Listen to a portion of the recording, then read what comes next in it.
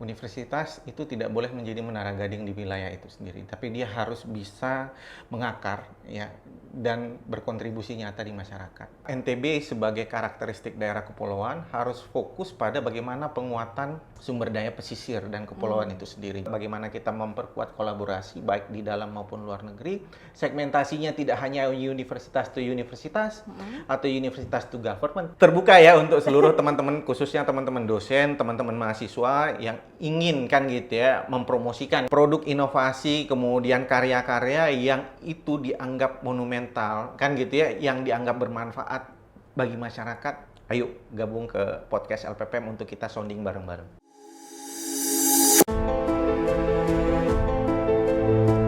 Assalamualaikum warahmatullahi wabarakatuh. Salam sejahtera untuk kita semua. Selamat datang di podcast LPPM Universitas Mataram. Hari ini kita akan membahas satu topik penting yang menunjukkan arah penelitian dan pengabdian dari LPPM Unram selama 5 tahun ke depan.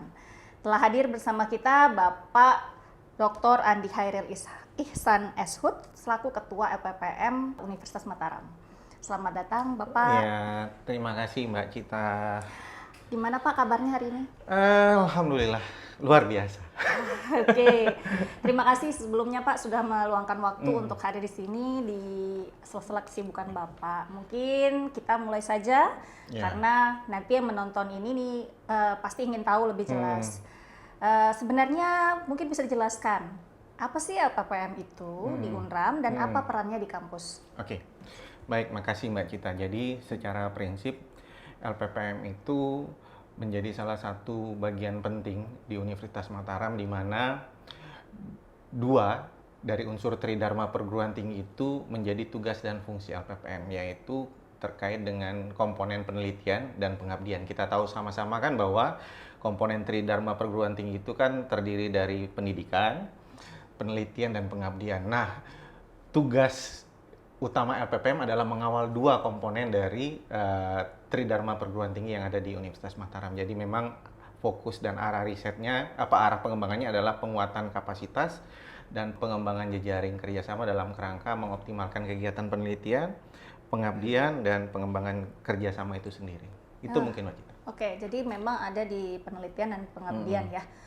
Jadi kalau stakeholder utama sendiri kan ada dosen dan ada mahasiswa.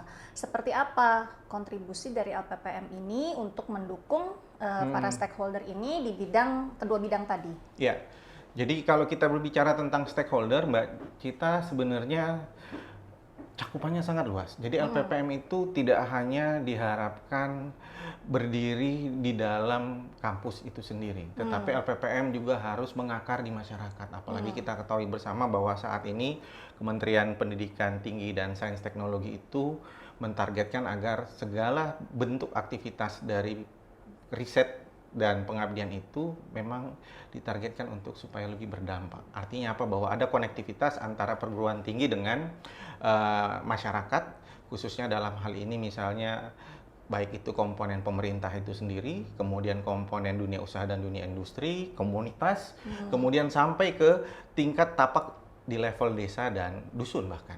Jadi memang secara prinsip LPPM hadir sebagai jembatan keilmuan untuk bisa mendorong dan mengakselerasi kegiatan-kegiatan yang disiapkan oleh dosen kan gitu ya, disiapkan oleh mahasiswa, baik itu dalam bentuk riset, dalam bentuk pengabdian ataupun kuliah kerja nyata, untuk bisa memastikan agar transformasi keilmuan itu dirasakan di masyarakat dalam arti luas. Itu mungkin. Oke. Kemudian tadi sudah disampaikan bahwa stakeholder banyak kegiatan yang memang difokuskan bagaimana supaya penelitian dan pengabdian itu bisa berdampak. Betul. Mungkin kalau dari LPPM Unram sendiri selama 5 tahun ke depan kita bicara, itu apa visinya Pak? Iya. Dan titik berat dari penelitian mungkin. Jadi sebagai unit dari universitas yang memegang peran penting dalam konteks riset dan pengabdian, kita tidak bisa lepas dari visi universitas, ya kan gitu ya. Bahwa saat ini kalau kita bicara tentang visi universitas, lebih fokus pada bagaimana meningkatkan keunggulan universitas dan daya saing secara global. Jadi kan kalau kita bicara tentang visi universitas adalah Unram unggul dan berdaya saing global, maka LPPM juga harus bisa menjadi katalisator dalam mewujudkan visi itu.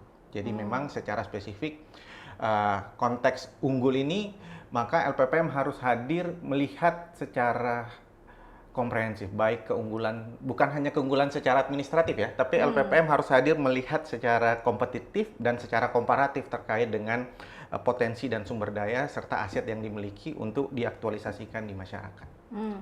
Kalau kita lihat tadi ada aset, ada potensi, itu kan cukup banyak. Nah, tapi ada nggak Pak prioritas begitu ya dari UNRAM, bidang penelitian yang mungkin difokuskan, diprioritaskan, yang mungkin tadi untuk bisa berdampak? Ya, jadi sebagai universitas yang hadir di tengah-tengah masyarakat, maka universitas itu tidak boleh menjadi menara gading di wilayah itu sendiri, tapi dia harus bisa mengakar ya dan berkontribusi nyata di masyarakat. Maka dalam konteks ini, semua arah dan pengembangan riset Universitas Mataram ke depan harus punya konektivitas dengan program-program strategis baik di tingkat pusat, di tingkat provinsi, bahkan di tingkat kabupaten. Nah, gitu. Jadi, konektivitas yang saya maksud ini adalah ada integrasi, Mbak Cita, antara kebijakan misalnya di dalam penetapan isu-isu kerangka penelitian misalnya kan gitu ya.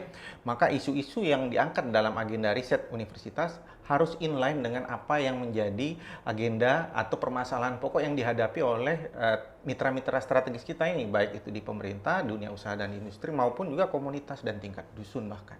Nah, jadi ke sana.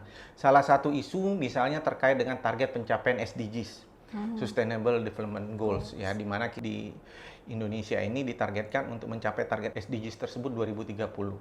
Kemudian di dalam SDGs itu ada 17 indikator, dan ada ada 17 prinsip dan beberapa indikator yang memang harus kita capai, dan memang LPPM hadir untuk mencoba mendorong itu, termasuk juga bagaimana membangun semacam ketangguhan terhadap kebencanaan, desa tanpa kemiskinan, kemudian juga alih fungsi teknologi dan yang lain-lain. Tapi yang lebih fokus lagi adalah maka NTB sebagai karakteristik daerah kepulauan harus fokus pada bagaimana penguatan sumber daya pesisir dan kepulauan itu sendiri. Jadi memang dalam menetapkan kerangka riset ke depan, Mbak Cita, kita tidak bisa overlap dengan universitas lain. Jadi kita harus, saya sebut tadi ada unggulan komparatif dan unggulan kompetitif ya. Jadi dalam konteks ini, maka LPPM tidak akan mungkin, kalau boleh membahasakan itu, tidak akan mungkin bisa berkompetisi dengan segmentasi atau konteks-konteks keilmuan yang sudah dikuasai oleh universitas lain misalnya. Maka LPPM harus menetapkan keunggulan komparatif dan kompetitifnya sendiri. Misalnya bahwa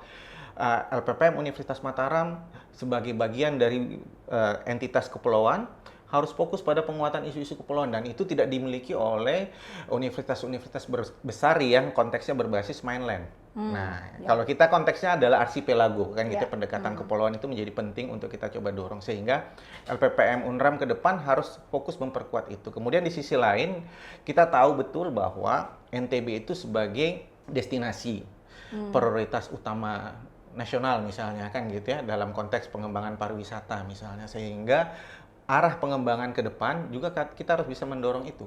Jadi harus bisa mendorong supaya ada terwujud yang disebut dengan sustainable tourism. Nah, dalam konteks ini, apakah itu penataan destinasinya, industrinya, maupun juga tata kelolanya. Yang ketiga menurut saya yang paling fundamental adalah sebagai daerah kepulauan kita rentan dengan aspek-aspek, atau kita rentan dengan dampak perubahan iklim misalnya. Maka isu atau konteks terkait dengan perubahan iklim menjadi concern ya, yang harus kita coba dorong dan perkuat resiliensi kita atau ketangguhan kita, baik itu adaptasi maupun mitigasi. Jadi kurang lebih 3 itu menjadi core bisnis LPPM ke depan. Jadi pertama, merespon terkait dengan target SDGs karena itu menjadi kesepakatan global yang direkognisi di tingkat nasional dan regional. Kemudian yang kedua, kita fokus pada keunggulan komparatif dan kompetitif kita sebagai daerah kepulauan. Yang ketiga, kita harus bisa memastikan agar dampak-dampak negatif perubahan iklim itu, atau bukan hanya dampak negatif, artinya kita bisa mampu membangun resiliensi terkait dengan konteks memperkuat kapasitas Nusa Tenggara Barat khususnya, yang didukung oleh Universitas Mataram dalam upaya adaptasi dan mitigasinya. Oke. Jadi tadi 3 core itu sebenarnya saling berkesinambungan, betul, ya Pak? Betul. Nah, mungkin ada strategi nggak Pak dari LPPM sendiri yang diberikan supaya kita bicara dalam konteks riset, ini dosen dan mahasiswa itu kegiatan risetnya akan memiliki dampak. Jadi tidak menjadi riset yang mungkin tidak berkaitan dengan itu. Ada nggak strategi? Ya, jadi memang dalam konteks Dikti Saintek berdampak, Mbak Cita, bahwa arah riset ke depan itu sudah tidak lagi fokus hanya pada konteks penguatan kapasitas keilmuan. Artinya hasilnya hanya sebatas publikasi misalnya kan gitu ya.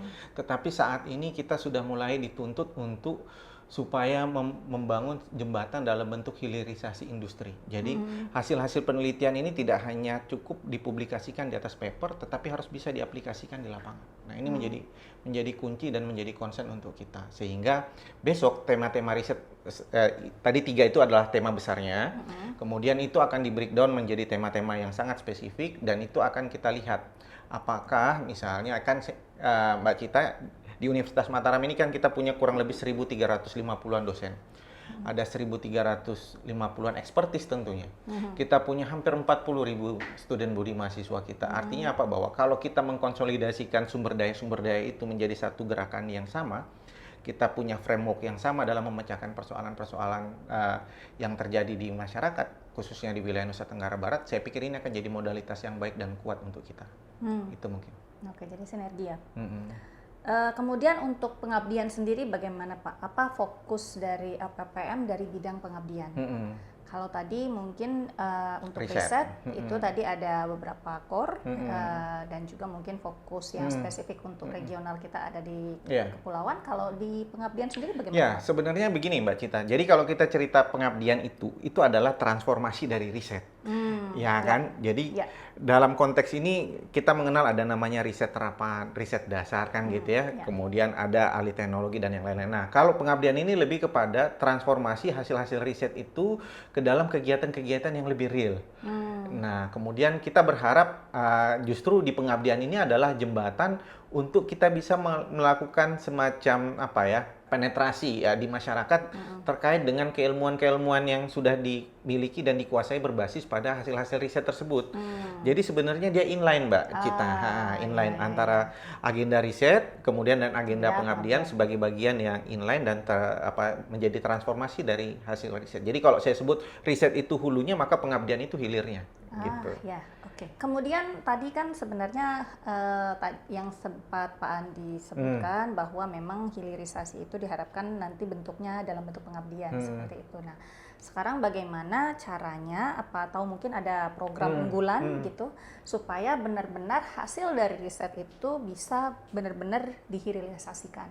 Jadi menjadi inline dengan pengabdian.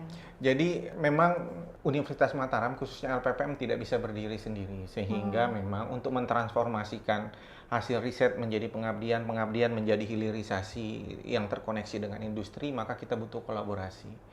Dalam konteks ini memang penting bagi LPPM untuk membangun dan memperluas kolaborasi, terutama dengan dunia usaha dan dunia industri sebagai jembatan ilmu bagi tadi entitas akademik kita, baik itu dosen maupun mahasiswa. Jadi saat ini sudah tidak lagi kita bicara tentang single disiplin, kemudian one man show dan yang lain-lain. Sekarang kita sudah mulai membuka mindset kita tentang transdisciplinary approach kan gitu ya, disciplinary approach. Kemudian yang kedua, bagaimana kita memperkuat kolaborasi baik di dalam maupun luar negeri. Segmentasinya tidak hanya universitas to universitas atau universitas to government, tidak, tapi kita membuka lebih luas lagi aksesnya, mau ke komunitas, mau ke dunia usaha dan di dunia industri, private sector, termasuk juga teman-teman NGO, termasuk juga semua aspek yang berpotensi untuk mendorong dan menjadi pengungkit transformasi dari keilmuan yang sudah kita bangun di tingkat kampus. Saya pikir itu salah satu strateginya ya. Betul, jadi memang kolaborasi yang sangat dibutuhkan ya saat ini.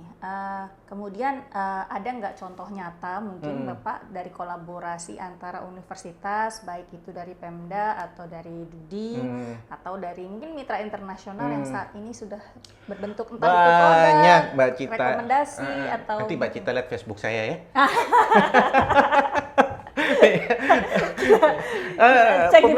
Pemirsa tolong di follow Facebook saya. Ada banyak dan saya pikir sebenarnya yang tampil dan yang muncul itu mungkin hanya 1-2 ya. Tapi sebenarnya di level komunitas, di level di level tapak itu sebenarnya sudah banyak teman-teman dosen yang menjadi champion-champion di tingkat lokal, yang mereka mendampingi mulai dari proses bagaimana membangun mindset, mendesain produk, menghilirisasi produk, sampai mengawal bisnis prosesnya itu sudah banyak.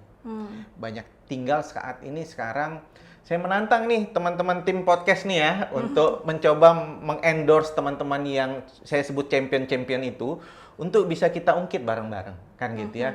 Tadi karena apa, bahwa hal baik kalau hanya ditelan sendiri itu nggak afdol gitu ya. Sekarang kita mencoba mempromot ya, memperluas jangkauan mereka. Syukur-syukur kita bisa replikasi kan gitu ya, ide atau hal-hal baik itu melalui podcast ini tentunya untuk kita bisa kembangkan dan kita bisa perluas lagi. Nah itu kira-kira. Jadi kalau ditanya evidence base-nya, jangan lupa follow akun saya ya. Ya mungkin pada teman-teman yang menonton nanti ini bisa menghubungi gitu Pak Kepala atau bisa datang ke LPPM. Saya mau menawarkan diri jadi narasumber, sangat welcome dengan itu ya. Ya, jadi terbuka ya untuk seluruh teman-teman, khususnya teman-teman dosen, teman-teman mahasiswa yang ingin kan gitu ya mempromosikan kan gitu ya, mempromosikan produk inovasi termasuk juga kita jadi iklan nih Mbak Cita, nggak apa-apa ya, sambilan aja ya. Jadi produk inovasi kemudian karya-karya yang itu dianggap monumental kan gitu ya, yang dianggap bermanfaat bagi masyarakat. Ayo gabung ke podcast LPPM untuk kita sounding bareng-bareng. Saya pikir itu. Terima kasih Pak, mungkin karena waktu cukup terbatas, mungkin satu terakhir lagi yang saya tanya adalah, ada nggak satu jargon atau mungkin penyemangat begitu buat teman-teman untuk bisa ikut dengan visi UNRAM, ikut dengan berpartisipasi dalam program LPPM untuk 5 tahun ke depan atau mungkin nanti seterusnya setelah ini tercapai? Apa ya Mbak Cita ya? Atau semangat mungkin, kata-kata penyemangat. Yang jelas kuncinya satu, tetap menebar kebaikan, tetap jadi sumber inspirasi. Jangan lelah untuk mengasah dan menggali ilmu, itu aja sih menurut saya. Itu kira-kira sangat inspiratif sekali teman-teman. Ya, baik, terima kasih Pak Andi atas waktu dan penjelasannya, sangat inspiratif untuk kita. Semoga LPPM semakin sukses dan kedepannya kita bisa membawa manfaat yang luas baik untuk kampus, masyarakat, budi maupun pemerintah. Demikian podcast kita kali ini, sampai jumpa di episode berikutnya.